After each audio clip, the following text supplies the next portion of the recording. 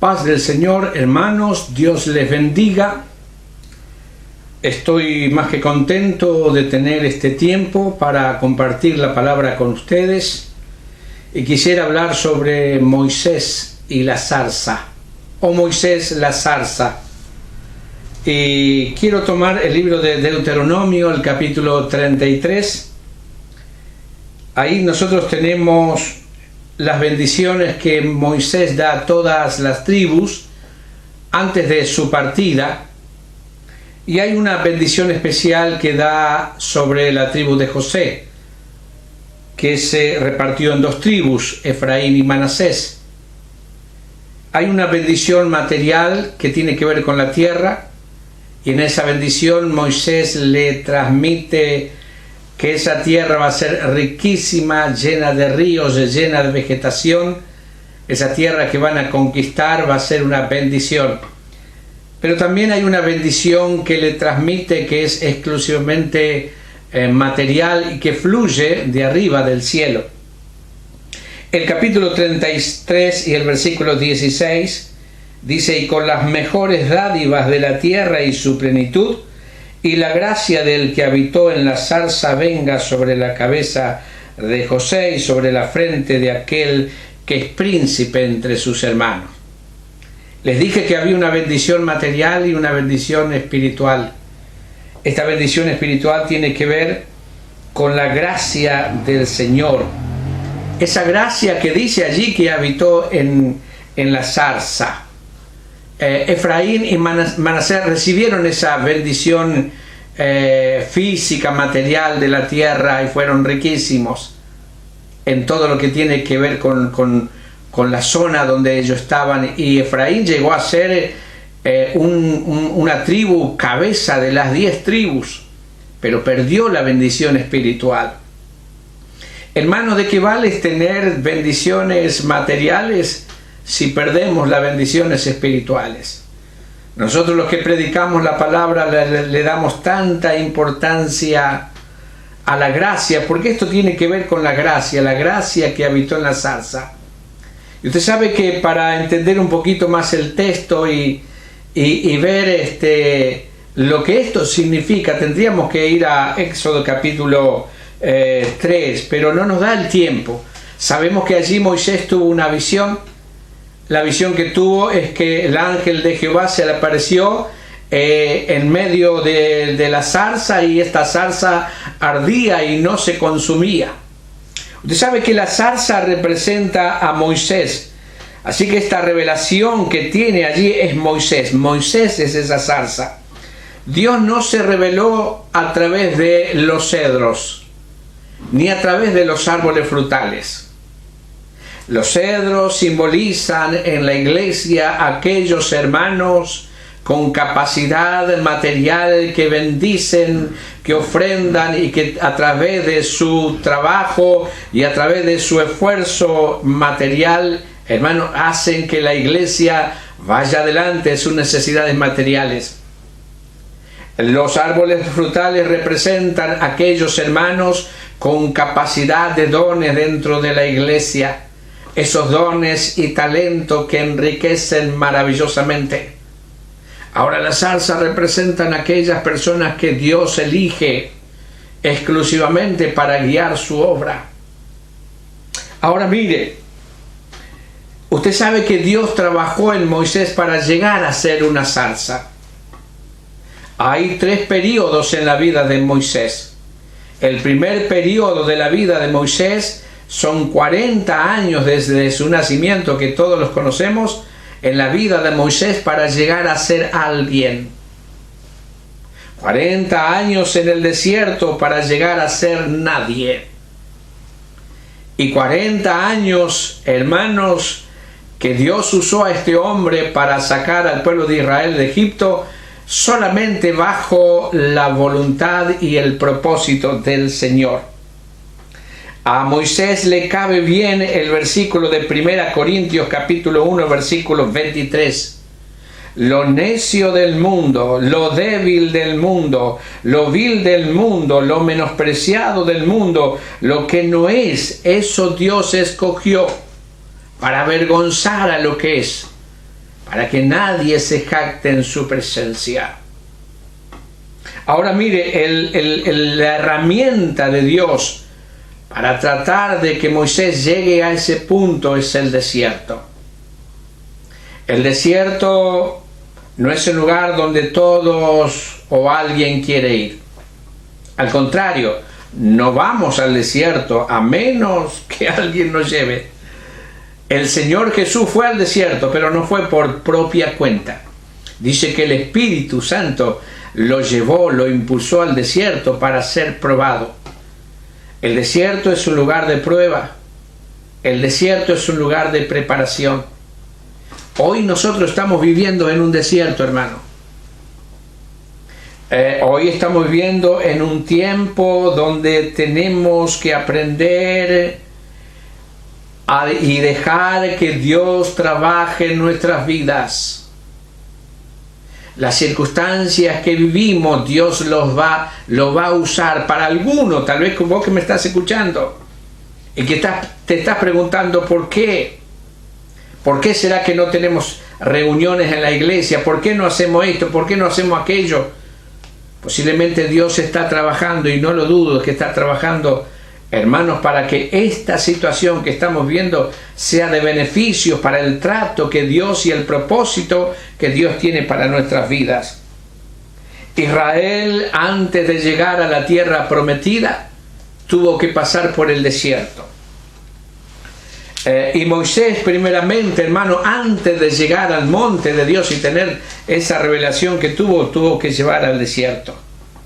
Usted sabe que el desierto lo prepararon a Moisés para tener 3 cosas importantes.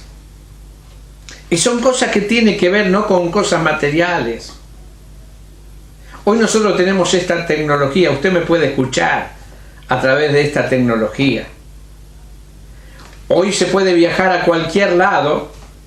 Usted puede tomar un avión, aunque no lo puede hacer ahora, ¿no? Pero en momentos donde hay la libre circulación, usted puede tomar un avión y puede irse a cualquier otro lado. No hay problema. Pero nunca va a sustituir la bendición o la necesidad que tiene el obrero de Dios, el ministro de Dios. Porque usted se puede bajar del avión, pero va a necesitar irse al rinconcito para orar al Señor, para buscar su gracia. Porque necesitamos nosotros, los predicadores y toda la iglesia, para vivir la gracia del Señor en nuestras vidas. Ahora mire, Dios preparó a Moisés porque tenía que realizar un propósito con él. Él fue llamado para sacar al pueblo de Israel y llevarlo a la tierra prometida, pero para llevarlo a la tierra prometida tuvo que pasar con esa multitud de personas, lleno de quejas, lleno de murmuraciones, que usted diría, ¿para qué quiero toda esta gente? Pero él tuvo que llevarlos, pero para eso Dios tuvo que preparar primeramente a Moisés. Dios lo preparó a Moisés de tal manera que nosotros leemos, hermanos, en el libro de Números, el capítulo 12, solamente se lo menciono, pero lo tengo acá, capítulo 12 del libro de Números. Y dice, versículo 3, y aquel varón Moisés era muy manso, más que todos los hombres que había en la tierra. Así que Moisés llegó a ser un hombre tan manso. Es necesario, hermanos, ser una persona mansa, tranquilo, humilde, para poder guiar a todo un pueblo y soportar semejante gente desconforme, quejosa y demás cosas. Ahora, uno no nace manso. Es como el buey no nace, el buey se hace. La palabra griega praus, que se traduce por la palabra manso en el griego, significa fuerza bajo control. Mire, el toro tiene mucha fuerza, pero destruye. En cambio, el buey, después de haber sido trabajado con él, construye. En la obra del Señor hay mucho que soportar y mucho esfuerzo que realizar. Necesitamos toda la fuerza bajo control. En 2 Timoteo capítulo 2 y el versículo 25 dice: el obrero, el siervo del Señor no tiene que ser contencioso. Dice, esa persona tiene que tener mansedumbre para que corrija a los que se oponen, y quizás haya alguno que los pueda ganar. Ahora mire, hay un concepto equivocado de la palabra manso. La palabra manso significa pacífico, tranquilo, pero algunos interpretan mal, simboliza a aquella persona que no se mete con nadie, más, algunos define como tonto. Pero usted sabe que Moisés dice que era el hombre más manso que había en la tierra. Pero ese hombre manso que había en la tierra, cuando él vio la idolatría y el becerro de oro, hizo fundir ese becerro y de tal manera lo convirtió en ceniza, el becerro de oro, lo esparció en las aguas e hizo tomar ese agua a todos los israelitas. El hombre manso, Moisés, cuando el rebelde Coré y todos sus séquitos se rebelaron contra él, él dijo: si Dios habla por mi palabra, por mi boca, que se abra en este momento la tierra y los trague vivos y se los lleve al profundo de Seol. Y al momento la tierra se abrió y Coré y todos sus séquitos cayeron vivos al Seol. La Biblia dice que Jesús era manso. Él dijo: aprended de mí que soy manso y humilde de corazón, y hallaréis descanso para vuestras almas. Pero Jesús, el hombre manso, en una oportunidad, cuando llegó al templo y vio semejante profanación, agarró un látigo, y empezó a echar a los cambistas y a los mercaderes. Hermano, manso no simboliza lo que algunos quieren interpretar. Ahora es necesario la mansedumbre que nos dé esa capacidad el Señor de soportar para sobrellevar la obra que el Señor nos ha dado. La segunda cosa que el desierto le enseñó a Moisés es una total dependencia del Señor. En esos 40 años en el desierto, Moisés llegó a ser el hombre más pobre sobre la tierra. Ni una oveja era suya. Moisés era un hombre que le faltaba la capacidad. Él dijo: yo no sé hablar, soy tartamudo. Moisés ya no tenía la juventud, era un hombre de 80 años. Moisés tampoco tenía metas, sobrevivía. La esposa de Moisés tampoco quería acompañarle. Ahora, hermanos, para hacer la obra de Dios, este es el estado especial. Moisés no hizo nada por su cuenta. Siempre hizo lo que Dios le pidió. En cada situación difícil, siempre consultó a Dios y siempre vivió en la presencia de Dios. Moisés representa a aquella persona que en las bienaventuranzas dice: bienaventurados los pobres de espíritu. Moisés era un pobre de espíritu. Y así, hermanos, es el estado que Dios nos quiere. ¿Para qué? Para que seamos totalmente dependientes de Dios. Usted sabe que cuando nosotros nos sentimos capaces, no buscamos a Dios. Nos basamos en nuestras capacidades.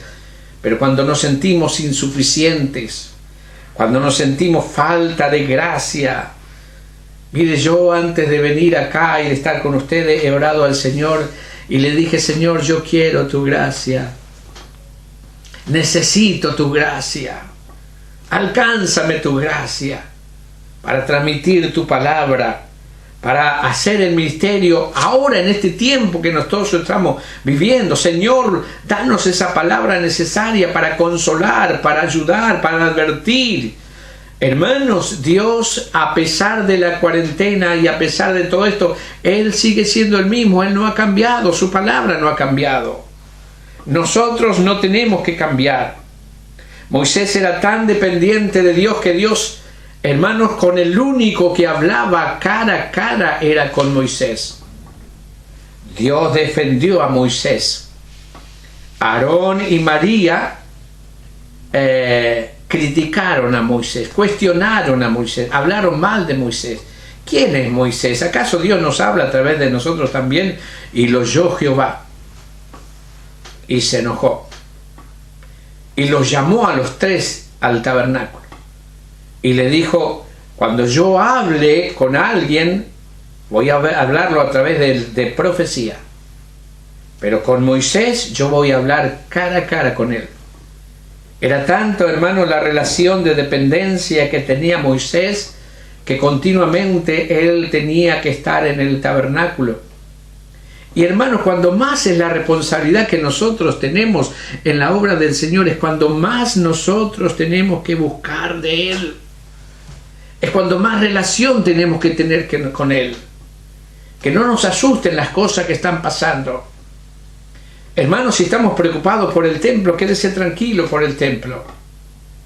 Si tal vez no estás activando como lo estabas antes, estás quieto, quédate tranquilo. Busca más que nunca hoy al Señor y le vas a encontrar. Y Él va a llenar tu vida. Aleluya. Y por último, hermanos, lo que necesitaba Moisés para cumplir la obra del Señor es la gracia. Necesitamos la gracia del Señor. Mire, la gracia es el favor de Dios o la simpatía divina hacia alguien, o el favor real concedido sin límites para ejercer el ministerio en su nombre, y el ministerio solamente que Él nos da, como un embajador que va a una ciudad y tiene toda allí el arca de su país abierto para todas las necesidades que Él tenga, siempre dentro de su propósito. Ahora, no solamente eso, la gracia también es el estado espiritual y poderoso que hace vivir una vida de poder y testimonio a pesar de cualquier circunstancia. Sí, sabemos que la gracia también es el favor de Dios no merecido que nosotros los pecadores necesitamos para entrar en la salvación. Pero nosotros los salvados necesitamos vivir en esa gracia para vivir una vida de poder. Dice que Esteban, capítulo 6 del libro de Hechos, el versículo 8, estaba Esteban lleno de la gracia y del poder de Dios y testificaba con una vehemencia, con un poder que no podían resistir la palabra de Esteban. Y él, hermanos, estando allí, lo mataron, apedreado murió. Pero él murió viendo los cielos abiertos y a Jesús. Aleluya. Hermanos, qué lindo vivir en ese tiempo. La gracia quita todo nuestro temor. La gracia nos da poder para vivir. La gracia nos da poder para vivir una vida de santidad.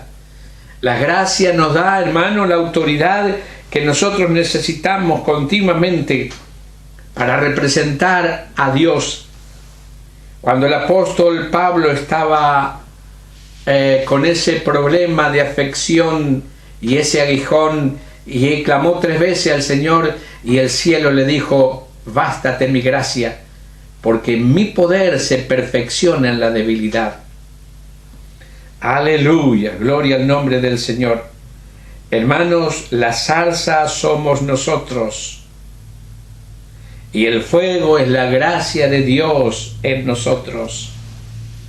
Y la gracia del que habitó en la zarza, que venía sobre la cabeza de José, yo quiero que esa gracia venga sobre mi vida continuamente y que fluya de una manera preciosa. Y sobre la frente de aquel que es príncipe, el principal entre sus hermanos, yo quiero esa gracia para mí. Yo quiero que usted anhele esa gracia maravillosa. Hermanos, aleluya, yo les bendigo a todos ustedes, pero hoy la gracia está a nuestro favor, porque somos la iglesia del Señor. Hemos entrado a esta salvación a través de esta gracia y vivimos, hermanos, en esta gracia. Ahora usted sabe que la gracia también tiene un costo. Somos salvos por gracia, un favor inmerecido, no tenemos que hacer nada.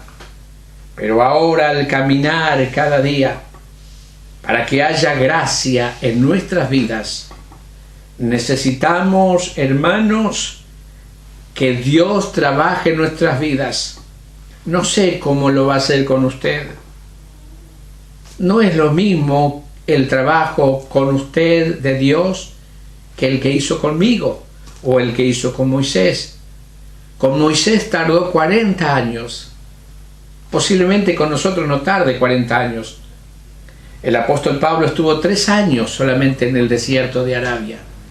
Dios lo usó, pero toda la vida, hermano, nosotros estamos en un desierto. Y llega a ser tan agradable ese desierto que después ya no vamos para que el Señor nos pruebe, sino para tener comunión con Él. Quiero despedirme de ustedes y decirle que no hay nada maravilloso en este tiempo que vivimos, donde hay una psicosis generalizada, que siempre hay gracia que fluye de una manera maravillosa, y esta gracia que me alcanza a mí, quiero que también le alcance a usted. Dios le bendiga. Oramos al Señor. Padre de la gloria, te doy gracias por este momento que estamos en tu presencia, porque tenemos tu palabra y esta bendición de poder publicarla, de poder hablar, Señor, de ti. Cristo es la persona llena de gracia, el que Él ha transmitido a nosotros y nos ha bendecido. Moisés bendijo a José, pero nosotros tenemos mayor bendición porque el Hijo nos ha dado de esa gracia maravillosa. Que fluya esa gracia, Señor, a todos y bendice a cada uno de los que están en este momento escuchando. Que tu mano de poder, de misericordia y tu gracia abundante venga sobre la cabeza de cada uno de ellos. En el nombre de Jesús. Amén. Dios te bendiga. La paz del Señor sea con ustedes. Nos vemos.